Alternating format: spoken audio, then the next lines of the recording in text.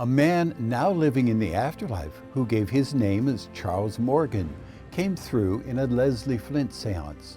He described his passing from the body from a stroke and being surprised and delighted when his deceased mother came to him. This is the first in a series of 3 videos that contain narrations of Charles Morgan's descriptions of finding himself out of his body, his reunion with his mother, and what his new life in the afterlife is like.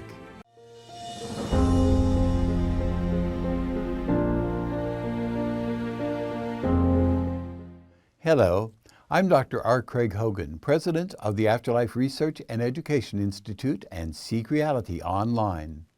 I'm the author of 8 books with the evidence you will come to the end of this life, but you will never die.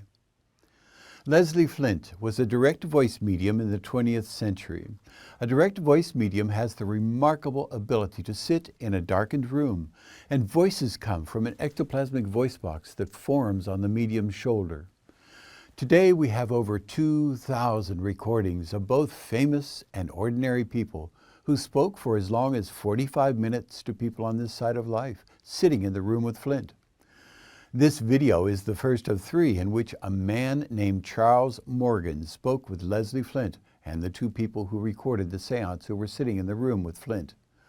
In this first of the 3 videos, Morgan describes his experience of finding himself out of his body after he died of a stroke.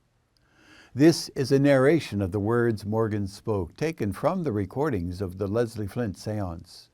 In this session, one of the sitters asks Morgan what his reactions were to finding his body had died. This is his response. My reactions?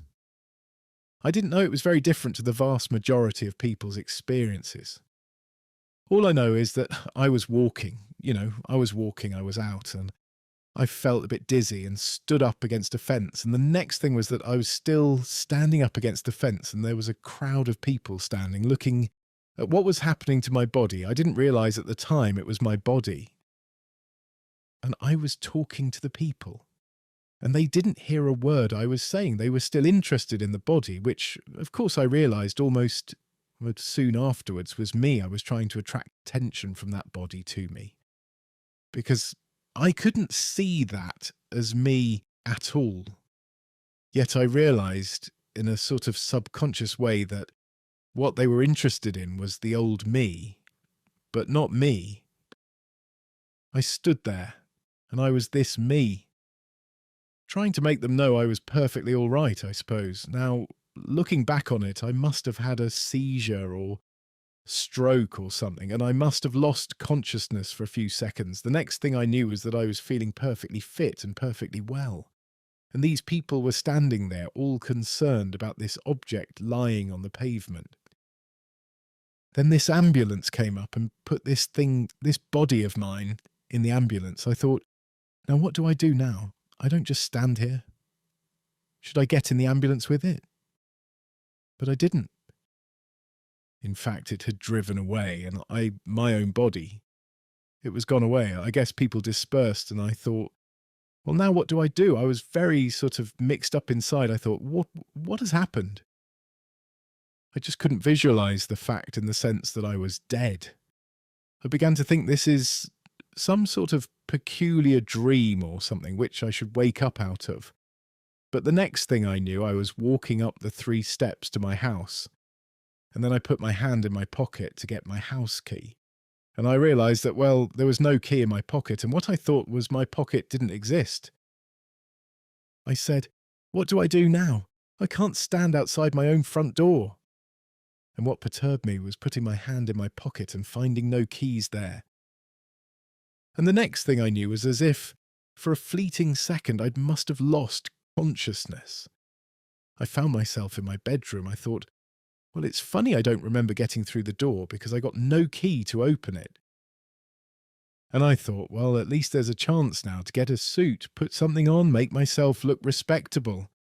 And I went to what was my world, and I put my hand out to take hold of the knob of the thing. And every time I put my hand, I couldn't feel anything. It wasn't any more solid.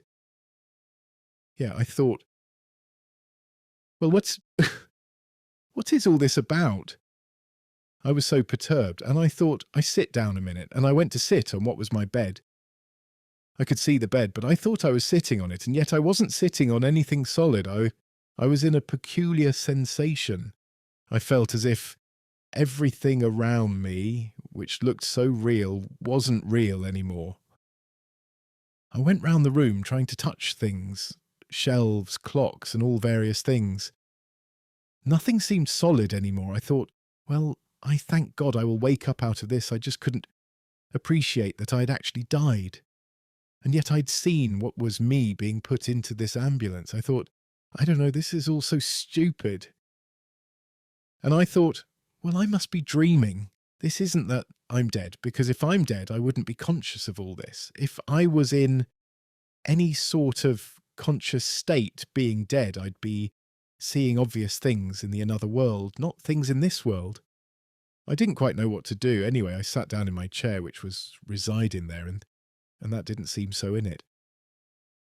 I must have had some realization of the solidity of the chair, because I certainly was in a sitting position, and I put my hands out from the sides of the chair, and it didn't seem I was touching it, yet I wasn't sitting on the chair, and I thought, this is no strange thing. What can I do next?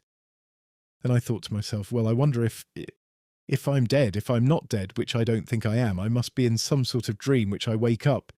It might be better if I lie on the bed. And I suppose I thought by lying on the bed I'd come out of my dream and I then awaken. So I got up to this bed. I can see the foot of the bed, and yet I feel no weight at the end. I'm being supported in some strange way. It's a big amount of feeling of lightness at the time. I thought, well, there's a lightness of my head, but how can I feel a lightness in my head? My head's on my body, and my body has gone off to who knows where, to the hospital. And I thought, this is all so stupid. This is just a silly dream. And I thought, well, best to close my eyes and just see nothing. And I thought that would probably help. I was most conscious. I closed my eyes and I thought as I tried to think of nothing. But all the time I was thinking nothing. It seems the whole time I was thinking something. My mother suddenly came into my thoughts, and so it seemed. But it wasn't my mother as I last remembered, but it was a film of the day when she passed away. She was well into her 80s, leading on to 90s. Charles Morgan was delighted to see that he was still very much alive after his body had died. In the same way, you will come to the end of this life, but you will never die. Links to the other 2 videos with Morgan describing his reunion with his mother and his life in the afterlife are in the descriptions below.